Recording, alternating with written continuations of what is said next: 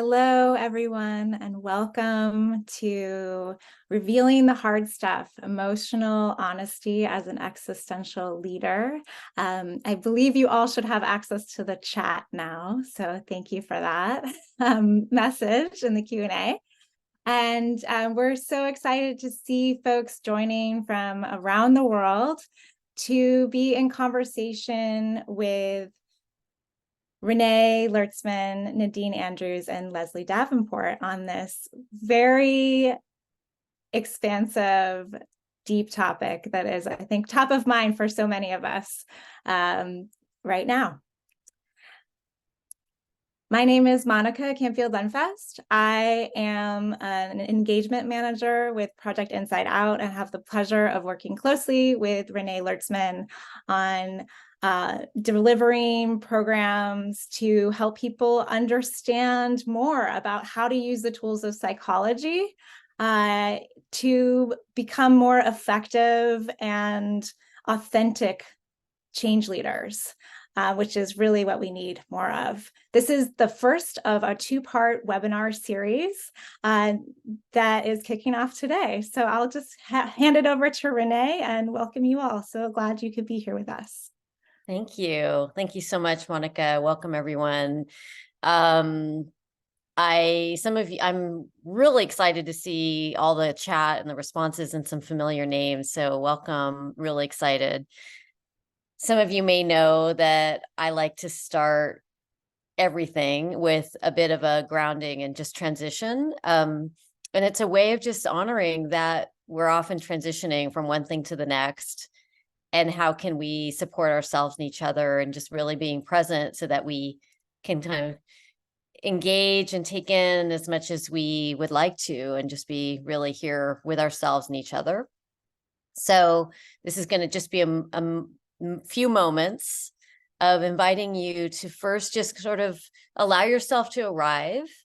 And if you are seated, taking a moment to let yourself just sort of feel your body and your weight in the chair. And if you are seated in a chair, can feel your feet really on the floor. And you can close your eyes if you'd like. And what we're going to do is just take our attention inward just for a few moments with your legs uncrossed ideally and just making contact with the ground, with the floor. And just use our breath and just let our breath bring us here. So a few nice deep breaths. And on your exhale, just let go of whatever you've been holding or whatever you've been doing right up until this moment so we can just join the group together here for this time.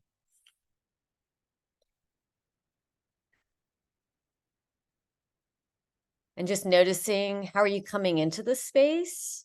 How are you feeling? What's your energy level? And all we're doing is bringing some kind attention to yourself. And now just taking in that we are joining a group, a community of people who are coming in from all around the world. It's really, really cool. So just sensing that. And noticing what that does when we sense that we're here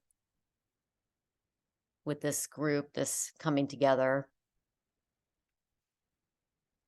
And now when you're ready, you can just come back in and just notice if anything might have shifted in those 30 seconds or so for you and what that is.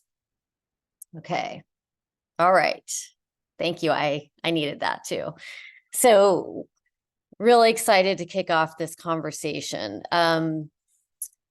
Before I introduce my amazing colleagues here, I want to offer a bit of context for this conversation and why we're here. So some of you might be aware that I have a project called Project Inside Out. It's really an initiative that was funded initially from the KR Foundation. And the inspiration for this was an experiment to see what happens if we pull together and bring together insights, perspectives, tools, really drawing from the world of clinical psychology and trauma-informed work. And what I like to say is people who work with people, right? So whatever that is, people who actually work with people in the context of change. What happens when we draw that together and translate these insights and best practices and tools into ways of working if you are working on change? So change making, change leadership, transformational work, and if you are a practitioner. So it's really intended to support people from whatever background you have in really being effective at driving and guiding change. And so that was the initial invitation. And so I brought together some various colleagues and thought partners and designers and strategists. And what we ended up doing after a couple of years of doing some piloting and partnering is we launched a online platform, a website called projectinsideout.net. And it's kind of designed to give people a bit of a journey through some reflective tools to prompt this invitation around how are we showing up in our work. And really, this is an intervention. So the initial framing around this work was clinical interventions. And thankfully, that's been renamed because I don't think that was very catchy or inviting.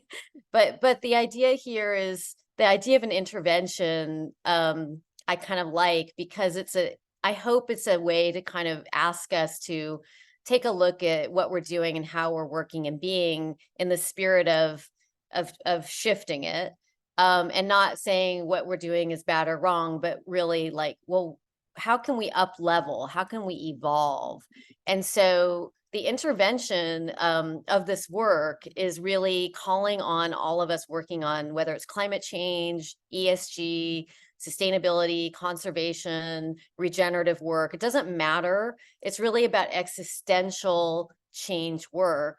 And the invitation is really to step into a mode that has more in common with guiding.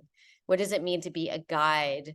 And really that is the intervention here, is I'm inviting to shift from, I know I used the word drive earlier, but this idea that we have to push, that we have to kind of get people, the shift here is getting out of that mindset of like, I have to try to get, make, convince, to how do I guide, and what are the optimal conditions that really cultivate our capacity to be with what's hard, so that we access our higher capacities of healing, response, repair, imagination, creativity. So that's really, in a nutshell, the sort of high level intention of this work. It's a work in progress. It's an experiment, and it's continuing in that spirit. And so this conversation is situated in this work. So what I'd like to do is just walk us through kind of why are we even using the word reveal? What is this about? It's really one of our 5 guiding principles. These guiding principles were created in conversation and collaboration with Leslie Davenport, who's with us, with a group of amazing practitioners and clinicians. And they capture, in a way, a playbook for guiding. And they're all very interrelated. And it's my experience that when these are taken together and brought together, this is a fundamentally different way of approaching our work, and one that is incredibly powerful. So I'm going to walk through these pretty quickly so we can get into our conversation. The first guiding principle is attune. And so this notion of attunement, the intervention, is about how well are we understanding and tuning in to the people with ourselves and the people with whom we seek to work with, engage in some way, stakeholders. I often just say your people, right? Or our people. And this can also relate to what insights are you gathering? If you work in an organization, how are you designing your surveys? So it can get very, very tactical. But the attune is really calling out that relationship and attunement is the building block of change, right? And so that's what this one is about. The second guiding principle is reveal. That's the focus of our conversation today. And reveal is the intervention around communications. How do we communicate? And it's what does our work look like through this lens of attunement? And I'm kind of trying to get us away from this discussion of should we tell people how bad our heart over, how bad it is, to how do we reveal? The third guiding principle is convene, which is to say, we're in a time, this is not about talking at people. This is, I think we're kind of out of the PowerPoint, like I'm going to stand up and give you a presentation.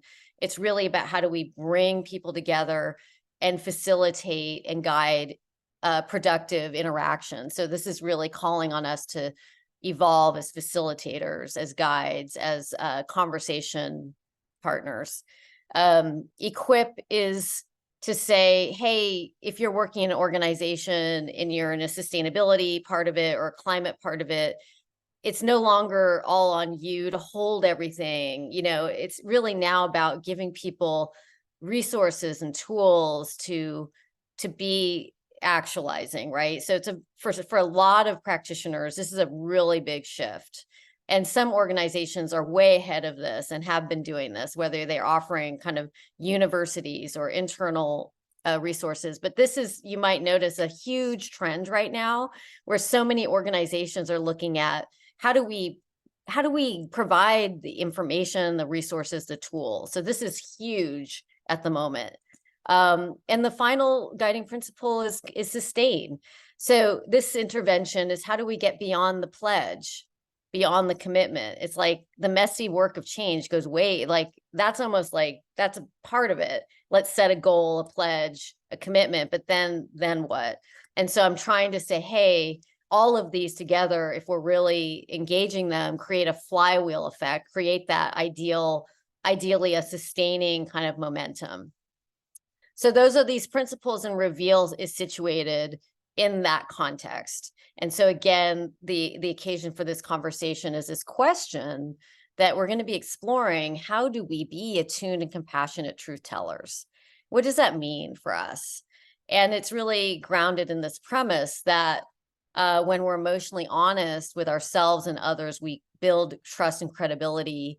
Overwhelming and complicated feelings can become much more manageable when they're named and heard. So this is a premise that's quite strong, especially in the trauma research world. And Dan Siegel has this phrase, name it to tame it, right? So I really want to surface what this means for those working in this terrain. What does this mean practically? What does this mean philosophically? Kind of where are we at with regards to this practice?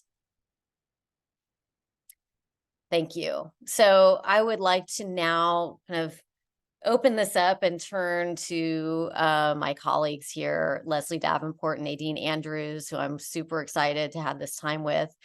And I'm going to ask each of you to just share a little bit about who you are. I just want to acknowledge that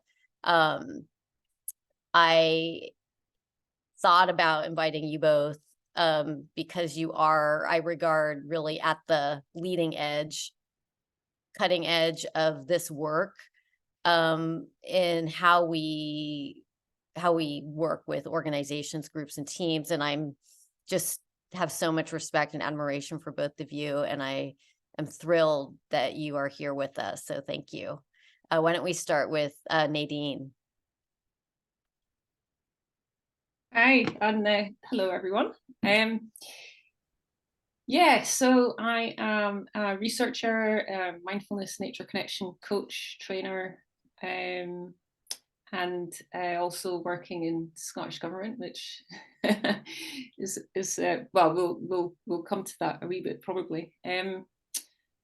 Do you want me to say anything more now, or is that okay for now? That's fine if that works for you. Yeah. Great. And Leslie? Yes, thank you. I'm so happy to be here with everyone. So I work as a climate psychology consultant, and that shows up in a few different arenas. One is I'm co-creator of a climate psychology training program through California Institute of Integral Studies.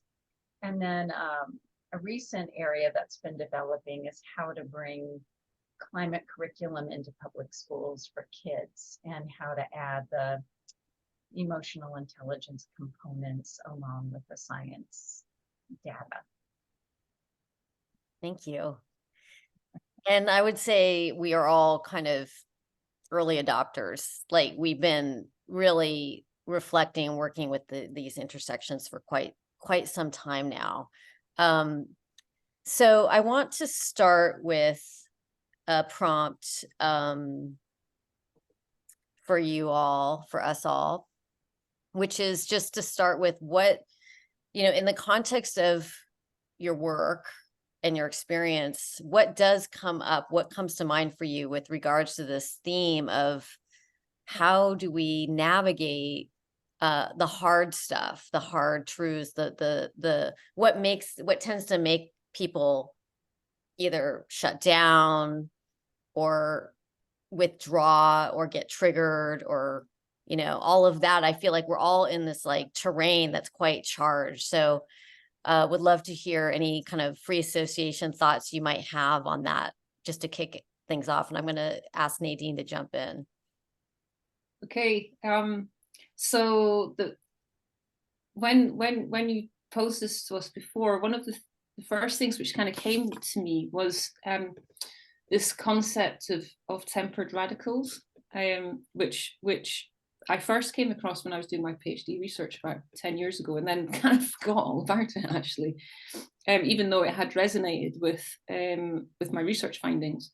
And it was just the other week when a colleague at work mentioned it, and then I reread the paper from 1995, and it was like, it's so relevant personally, but also, what I perceive anyway of colleagues and other people, that I work with. And so for me, it's this kind of being an outsider within this, and I guess I've always felt a bit like an outsider from growing up, mixed race in Edinburgh, mostly white community, half Dutch, half Trinidadian, so, but also just sort of, I don't know, generally I've always sort of felt a bit on the edges, but I like the edges, because the edges, and you see this in nature as well, the edges and the margins of ecosystems are rich and diverse, and so they're quite exciting places to be, but they can be lonely places as well. So for me, I it's particularly in my role in Scottish government, where I think this concept is very sort of present for me, because I didn't grow up with a burning ambition to be a civil servant. And anybody who knows me from the 90s, when I worked in the music industry, this is probably the last place you'd expect me to be working, in government. But anyway, I kind of fell into it, and the work which I do there at the moment is around transformational change and support and transformational change in local areas, local authorities, but also internally to some extent. And I would say that the biggest thing that comes out of this concept of tempered radicals, which is all about people who are outsiders within, is about ambivalence. And because I am always having to well, there's a lot of attunement going on, right? But there's at times suppression of my emotions, suppressions of some or of my identities. Other times I can express them a little bit more, depends on the context who I'm talking to, all that kind of stuff. So there's and also by virtue of being a civil servant, you're limited by what you can do outside of work and what you can talk about in terms of government and critiquing government and that kinds of thing. So there are sacrifices involved, but also within the sort of the day to day. I find this in my PhD research with people who are working in environmental sustainability in organisations. The same thing, but there's always this kind of, if you're wanting to influence, you need people to you need to be legit. You need to be seen as legitimate in order for people to kind of want to listen to you.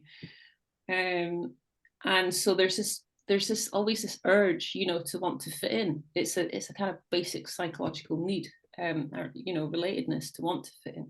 But to fit in, you might have, there are some sacrifices, and so a little bit of inner coherence might at times be compromised, that sort of thing. So there's this constant kind of shifting, how do I feel about being in here? Could I be more effective on the outside? Oh, but inside you can change, and for me, it's just about living with the ambivalence and finding a way to feel comfortable within that, which can be very uncomfortable, actually. Yeah, and well, I'll leave it there and see what you're saying, Leslie. Hey, thank you. Was thinking as you were speaking how lucky the government is to have someone from comfortable on the edges and comfortable in the arts. I mean, they don't know they're lucky, but I think for what you're working to do, it's like, in a way, a beautiful combination of gifts and skills, right? So just appreciating that. What's coming up for me, and it actually started, Renee, when you talked about the grounding practice, as we're often in transitions, and it's to consider everything as one ongoing transition. This notion that we're in liminal space. Can you define liminal? Yeah, so liminal is normally described, there's something we've known, been familiar with, had our feet on that particular ground, and it's changed, but we haven't yet formed the new. And it's that betwixt and between place, which is very uncomfortable, can feel very threatening, unknown, and yet is also full of creativity because things are not fixed. And even though we might say there is a rhythm to why those things have those names, that there is also something about the nature of life itself, which is liminal. And the reason this is important is that, a gathering like this, we're probably wanting to notate, a couple of good tips or a couple of good steps. But I want to say my tip is fly by the seat of your pants. There are things like listen, right? And the things you outlined, attune and be attentive, but that it requires a capacity to pivot in a moment, shift what you thought you were going to say because you received something you didn't know or anticipate was going to be there. And so in many ways, I think the preparation is best in gaining comfort in the in-between, in the unknown, there are these tools and principles and guidelines, and swimming between them, right? And that comfort with, let's just see, maybe came in with a plan, but let's just see. Okay, I'm going to come in and ask you something, which is, I think that's an ideal, and many of us aspire to that. It's much harder to be able to practice that, particularly when the stakes are high. So we're dealing with a context of high stakes, which paradoxically tend to impair our capacity to be able to tolerate that liminality, the uncertainty, the being kind of with it. And what I'm really driven, the question I'm most driven by really is okay, how do we cultivate this capacity? So if you can speak to that either with how you do and how you support other people too. I'll just say a little more and then again turn it over for other ideas. It feels very active. Honestly, even coming to this gathering this morning is a version of that for me. You know, I thought about points I could make and I jotted a couple down, but I really also showed up with kind of what you were describing in your grounding, like this, well, let me just hear what Nadine's going to say today, and let's, you know, get the feel of the place, and probably I'll say a couple things that I expected I would. But honestly, the practice is really in that ongoing renewal of feeling into the benefit of it. And, you know, I think the structure of it is related to the window of tolerance, which I won't take too much time with that, but growing our capacity to be with the uncertainty. And again, that's based on awareness. When are we moving to that edge, and what can we do to soothe ourselves? But that's also going to be a shifting and moving and breathing kind of dynamic. I'll pause. I think where I want to, and this is great because it's only just popped up in my head. In truth, you know, in the spirit that you were talking about. But I think I'd like to bring it back to the kind of the honesty thing. And so a few years ago, I started to really work with a story which I'd lived with a long time. You know, I am not good enough. I am. So it was the thing about it. It's okay to not be perfect, and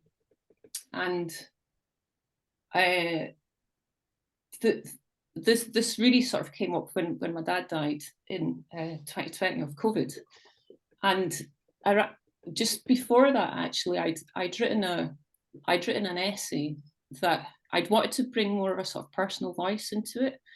And anyway, it was a story that was about belonging, and ended up also being about shame and healing shame, actually, the process of it, you know. And this is what I realized at the end of writing the essay, and I'll put a link in the chats. But what was incredible about that was the unexpectedly how strong I felt in saying certain things in that essay, right? And then I started to, before that, I'd probably been a bit more academic, you know, and not in the way that I'd written or done talks and things like that. And I started to bring that in more to the work that I was doing, including, you know, my work in Scottish Government, a team that I was leading at the time. So I could bring grief and visible signs of grief, but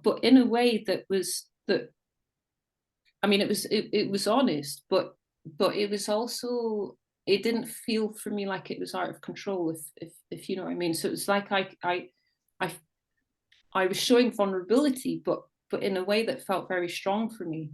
And that seems to have been very powerful for other people to witness and to experience, I guess, including the team that I was managing at the time. And because then my mom died, you know, so I was going through all that. And so that's the thing for me now is, but again, it can be so, you know, for some people it can go over an edge and it pushes them, you know, the window of tolerance stuff, it's too much, you know. But I'm, so far, I think I mean, you know, it's a constant thing I'm sort of working with, I guess. But I don't, for me, honesty isn't kind of on off. It's not a binary thing. And I know you've written about the binary, Renée, as well. So it's, you know, there's lots of different dimensions that we might be honest about, and different, you know, and it moves around on a spectrum all the time. I think there's a few themes here to surface. One is this theme that I hear a lot in the space around showing up with your vulnerability and your emotional truth. So there's a lot of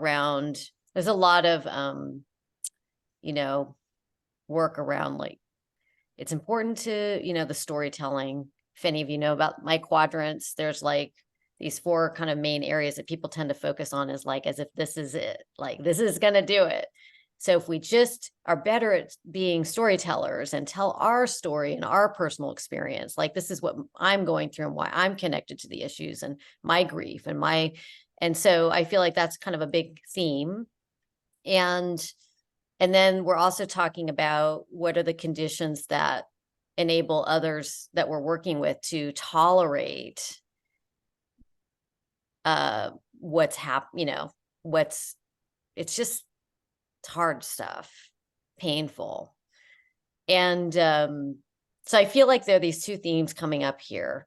And so the emotional honesty, like showing up, the vulnerability, what you just shared, Nadine, what it makes me wonder about is how can people, like, I don't think it's just about that, right? It's not like the takeaway is we all need to go out and just be like out there with it. It's really, what are the skillful, how do we practice what Buddhists call skillful means in knowing when it's okay, when it's appropriate to share openly and honestly? Because there's spaces, like, especially in the workplace and where it may not be. And anyway, so I just want to put that out there. I'll come back. Sorry. Go for it, Leslie. I'll come in after. I'll go back and share a little bit about the transformation I did in a hospital environment, which set the tone for the way I'm working with the climate work now, which was a 25-year arc of introducing integrative models of medicine into a very conventional hospital, large mega hospital environment in San Francisco. And it really was this blend we're talking about. You know, there were the very traditionally minded MDs and administrators who were like, we don't know why you're in this building. And there were the ones who were like, we're so happy you're here. We've been waiting for this day. And there was all the people in the middle who were like, I don't know a lot about this. I'm curious. Will it help me heal? The hospital's behind this. That's interesting. And, you know, navigating all of that. And sometimes it did feel very ninja style, kind of what you were saying, Nadine, about carrying a certain kind of awareness or information, but that artistry about when are those moments to bring something forward, to express something, to bring in a kind of respected ally to join with. But a lot of that, seeing the window of those opportunities, kind of goes back to what I was saying before, that I think it really requires that practiced attentiveness to recognize the opportunities, even though there's also navigating the structural components of it.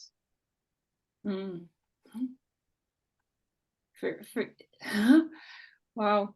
Yeah.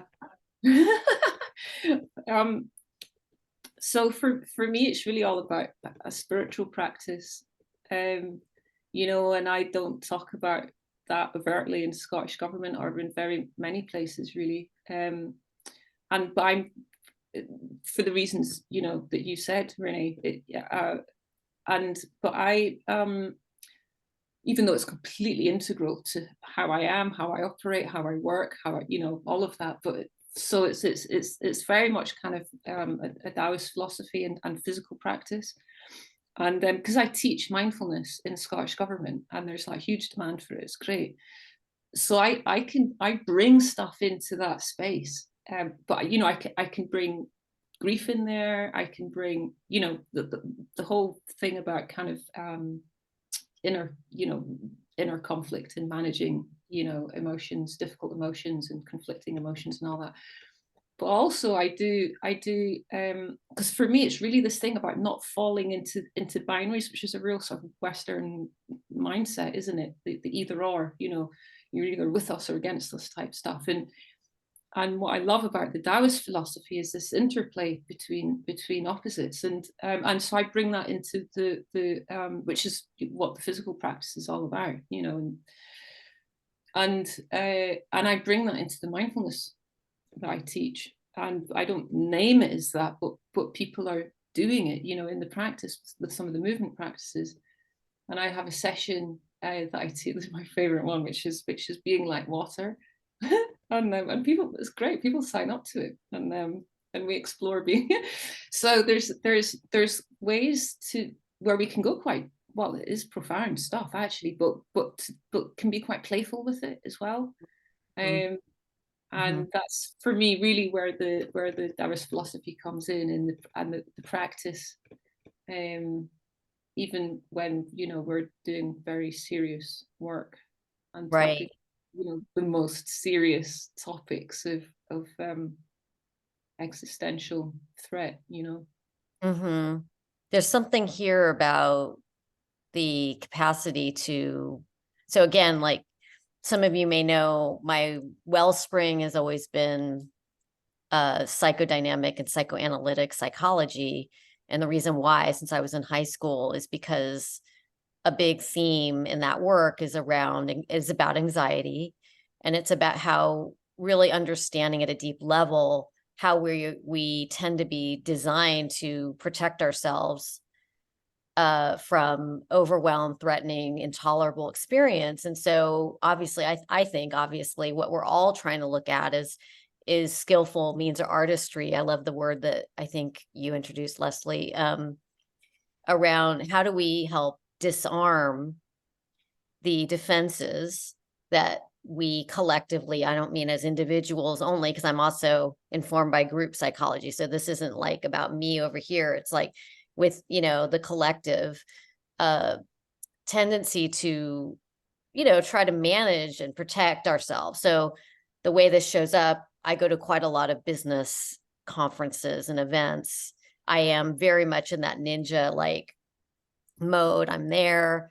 I might be wearing, you know, a suit or whatever, but I noticed that those events, for example, they tend to be very like positive and really like, hey, you know, like cheerleading and hey, solutions and yay. And, you know, and I regard that as as a form of managing and kind of just defending against really like, what would it look like if we had events like that at COP right now, where imagine if leaders came in and said, let's just take one moment and let's just be with what's happening. And now let's take a moment and turn to the person next to you and just share, like, in a few words, how are you doing right now in regards to the climate crisis we're here? Like, I think that would be game changing. So, you know, again, what are these skillful means? And I think you all have introduced these already, like that sense of playfulness and art and humor. And Leslie, your work around, I just experienced you as very gentle. You know, the way you show up is very, very gentle, which is not exactly how a lot of people show up in the climate space. So I think that there's something here I want to tease out around how do we work with people's defenses against how absolutely terrifying and overwhelming and powerless these issues can make us feel. I just want to mention from trauma research the concept of toggling or titrating. So it's basically, again, a fluidity between the hard experiences, the hard information, and then moving into self-regulation, acknowledging the feelings, connecting with others, going back. But that we can't just do one or the other. We can't just be with, here's some difficult news and here's some more and here's some more. And we also can't just go to let's feel better, right? Yeah. Both of those, neither one of those works. But the ability to, again, working with that window of tolerance individually or collectively, of sensing the edge of what's possible coming out of it, going back into it, and then in that growing capacity.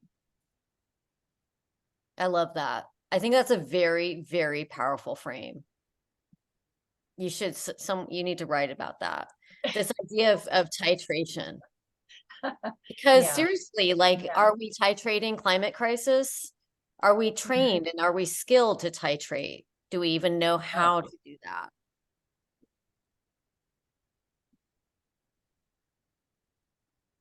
I'm not sure. I don't think I Do you not agree? no, I just I don't even think I know, you know, because what I kind of see is that is that interacting with an individual is completely different to then interacting with that individual in a bigger context, either within a wider group of senior leaders, or you know, and you know, and you know, something shifts, right? And but individually they might all be thinking and feeling certain things, but it doesn't, you know, and to you know, just glancing at some of the stuff in the chat, even when I was working in the Intergovernmental Panel on Climate Change, where I was for a couple of years, and you know, even there with climate scientists, the thought of bringing in a mindfulness session at the start of our meetings, I mean, I wouldn't have had the courage to suggest that, you know, and don't think I would have, well, I don't think it would have been, I think people would have just thought it was really wacky, you know, and I don't know, there's something about institutional forces which is just so powerful, and so I've kind of gone a bit in a different direction, I guess. I mean, I'm not, you know, some of it is about finding kind of allies in where I work, who think similarly, and they're in different bits of the organization and they're doing different things, and you know, it's informal, and you know, maybe we can do something collectively, but I can't see a way forward, actually, in terms of these sort of big shifts. I can't. I mean, and that's where the despair bit comes in for me. And you know, I do in some parts of my psyche, you know, I do feel despair, and I'm kind of okay with that, actually. But yeah, I can't always see where the shift is going to come from. Mm-hmm. The only thing I'm inclined to add, and I have a feeling, Renee, you may be seeing this trend too, is I know that there's more and more organizations, for example, reaching out to me, including a part of the Canadian government, for example, in the last year, that work in the environmental arena, that just say, we are hurting. Mm-hmm. Will you come and work with our staff for a little bit? And that there's more and more of these requests. So I've seen a little bit, I mean, maybe not fast enough, maybe not big enough yet, but a more of an opening than I've ever seen, Mm-hmm. with organizations wanting resilience, training, emotional support, a place to talk about what they're doing. Right. Absolutely. Yeah. Yes, I would say that. And the Climate Psychology Alliance that I'm part of, they, you know, the number of requests and inquiries they get is definitely, you know, increasing massively. I guess I was just more coming from just thinking about really senior leaders, Mm-hmm. government, and any government, and you know, the requests are not coming from there, as far as I can see. But where the work which I do with people then is where I do see shifts is really in the nature connection work, and take, you know, facilitating people's experiences there, because for me that really gets at the root cause of all of this stuff. You know, all the stuff we're seeing is symptoms, but you know, one of the deepest kind of root causes is to do with, you know, our separation from nature and the sense of superiority, and that's you know, and out of that flows all the crises. Right. And I think that I just want to acknowledge that in my experience, going back to when I was like 20 and went on this field study, I definitely changed my life because I was in despair and confused. And I signed up on a whim for a 2-month backpacking trip where we spent 2 months immersed in wilderness in Northern California. And the whole time talking and reading and reflecting as a small group. And I think that really brought a lot together. And for me, a theme in the background the entire time we were in nature was despair. You know, it's like I can't watch a nature documentary without feeling despair, even if the narration is like, oh, look at this animal running across, you know, whatever, because the subtext is I know enough to know, right? And so I'm in nature, I'm in wilderness, and I am having this incredible experience of love and connection. But I also noticed that I was keeping myself distant because I know it's my lens was this is all incredibly vulnerable and threatened. And so I feel like there's something to be said for acknowledging, again, this to me goes back to how do we hold spaces for the whole, all of it.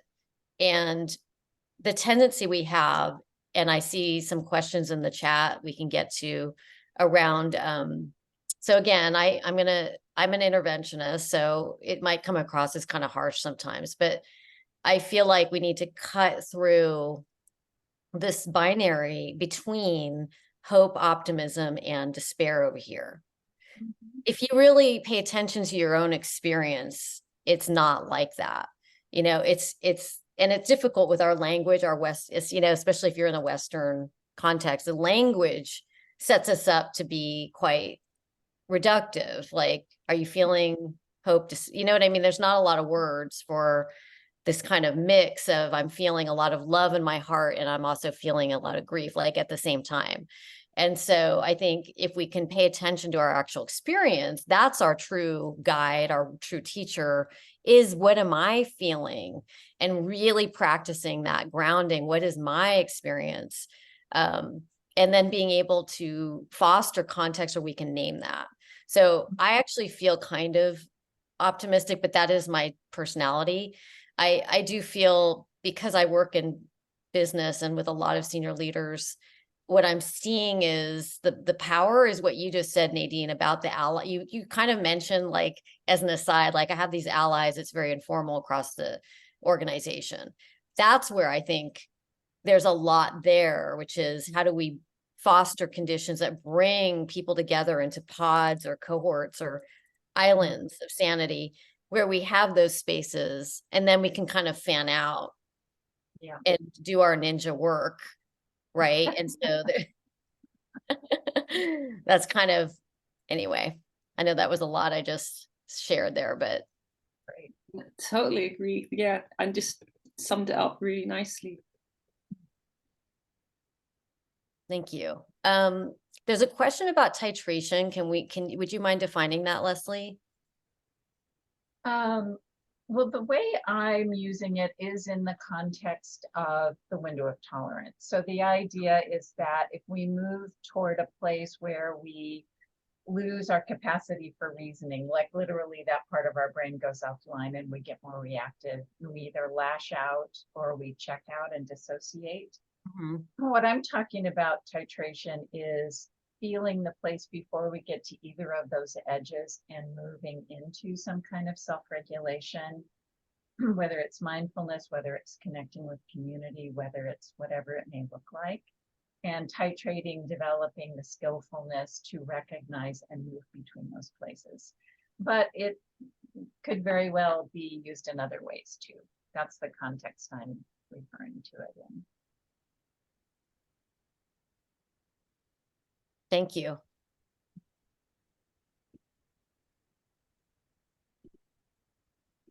So we have some other great questions and reflections coming through.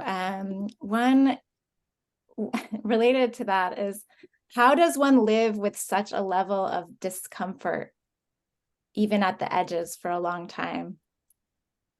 Yeah, I saw that question when it popped up, and I was hoping we would. Whew, well, as best you can, really. I think this came out in that paper, in the Tempered Radicals paper, and is that what can happen very easily is people either get co-opted, you know, before they know it, they're part of it, they become institutionalized and become part of it, or they have to leave, you know, because they can't deal with the conflict anymore.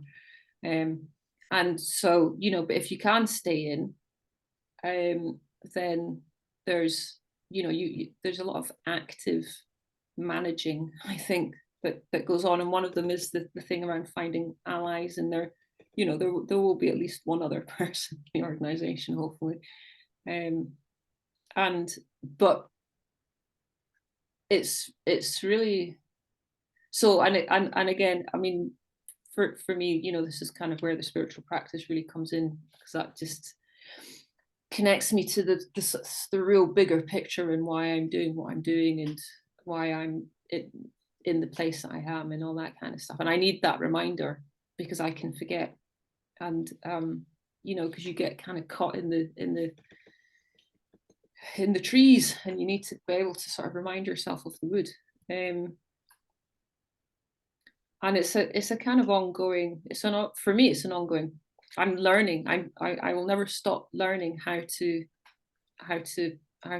engage with those emotions, really, of you know, ambivalence and inner conflict and stuff. I don't think they're not things to be resolved. They're never going to go away. So it's just about how, maybe there's some lines and I don't know where they are yet, and I'll only know when they're crossed. And then that will be a line where it's like, right, I can't work here anymore, or I need to do something else, or, you know, or I'm getting too comfortable, or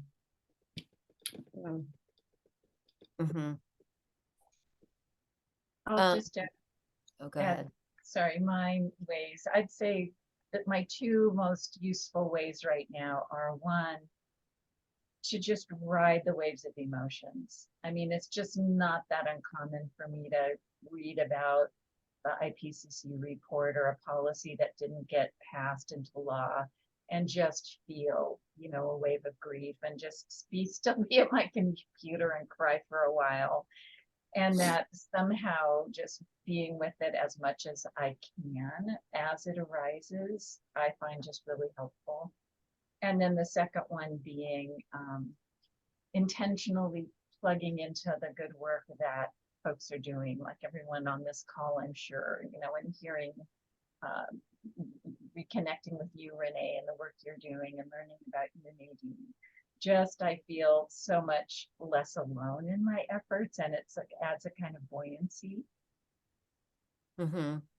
Yeah, I want to get in a theme that I'm seeing raised in the comments around this optimism and the hope. And I am tired of this topic. I'm sorry. I should say that that's not very compassionate of me, but I suspect there's a nuance here. Can we spend a few minutes on this as a nuanced topic around our relationship with hope and optimism? There's so many voices now kind of articulating, like Rebecca Solnit or Christiana Figueres or me, or, you know, you, and I'm just like, I have this suspicion that there's a uniquely psychologically informed perspective on this that we're missing in this broader conversation. And I would love to kind of shine a light on that for a couple minutes. Like, how do you all feel about this topic of hope, despair? You know, people need hope to be motivated. Like, I don't. Tell me what your experiences are with the work you do, briefly, both of you. It drives me mad, actually, that for, you know, the reasons we've discussed. It just reduces it to this ridiculous kind of, you know, either you're this or you're that, you know. And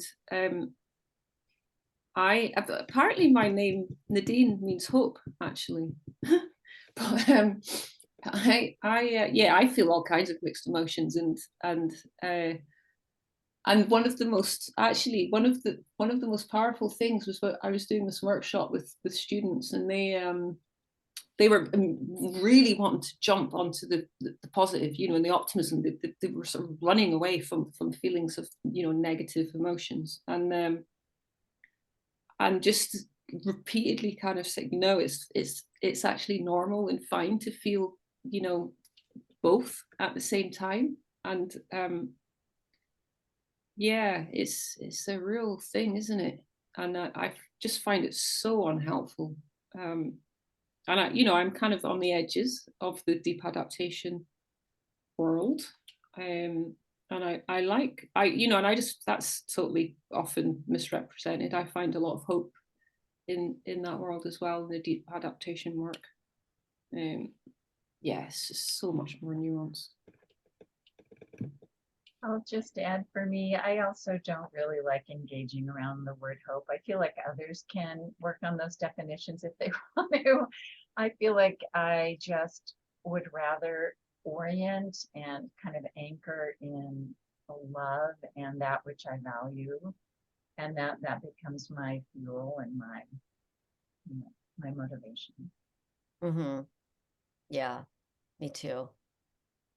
So we just have a few minutes left to close. So Renée, Leslie, Nadine, if you have any final words before we close our time together. I know there's still a lot of questions and many more hours of rich discussion that we could have, but we are coming to the end. I just want to express gratitude for this space and for this conversation, and for everyone who I wish could also jump in. I'm just barely catching what's happening in the chat, and just appreciation. Yeah, thank you so much. And feel free to email me, or if there's any more conversations or whatever forum it kind of happens in. Yeah, thanks, Renée, for the invitation. Thank you for accepting it. I think these spaces are really important, really vital right now. I feel like this quality of reflection is needed and kind of missing. And I mean, there's a lot of conversations happening right now. But I would love to encourage more of this. And so I'm excited, about what's possible here. Project Inside Out, by the way, it's a nonprofit initiative, and we're looking for what is the next evolution of this work. So I really invite, if any of you feel really inspired about what's happening here, sign our get up to the newsletter, reach out to us directly. But my vision is to have